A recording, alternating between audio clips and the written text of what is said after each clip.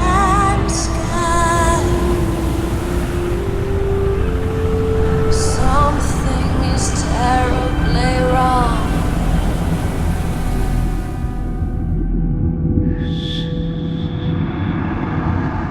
Hardcore, where we started. Hardcore, the heat 11 of inches high.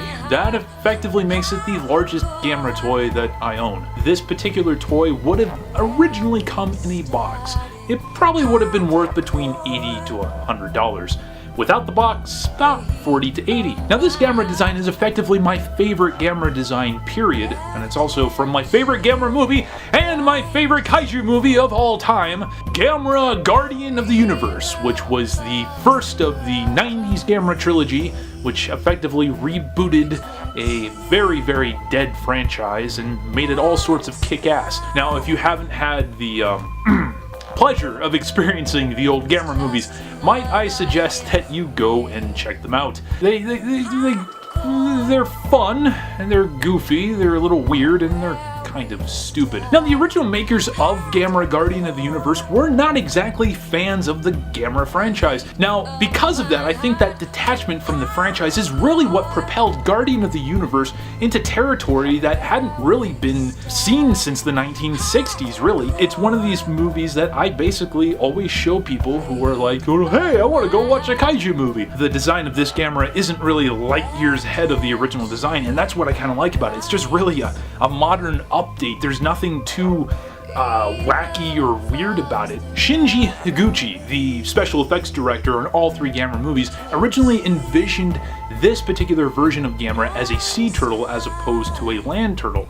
And his original design was straight up rejected by the producers because it didn't really look that much like the original GAMERA. And when he flew, he wanted to give him these flippers that, you know, he kind of flew around with. He did get to include that in the other two GAMERA movies, GAMERA 2, GAMERA 3. Apparently there were also a lot of spikes on this original design of GAMERA, especially on the elbows, because according to Higuchi, he didn't think that the old GAMERA really looked like he had elbows. So he had added some spikes, and the designers told him, no, we don't want the spikes. But in a very, very cool scene in that movie, at one point when GAMERA is battling Gauss in the climactic battle in Tokyo, which is just beautifully shot and awesome, GAMERA throws up his elbow and a bone spike comes out, which he slashes Gauss with, which is just all sorts of badass. Love the design, love the movie. If you guys have not seen it, please go and check this out. You can find it on, I think iTunes has it.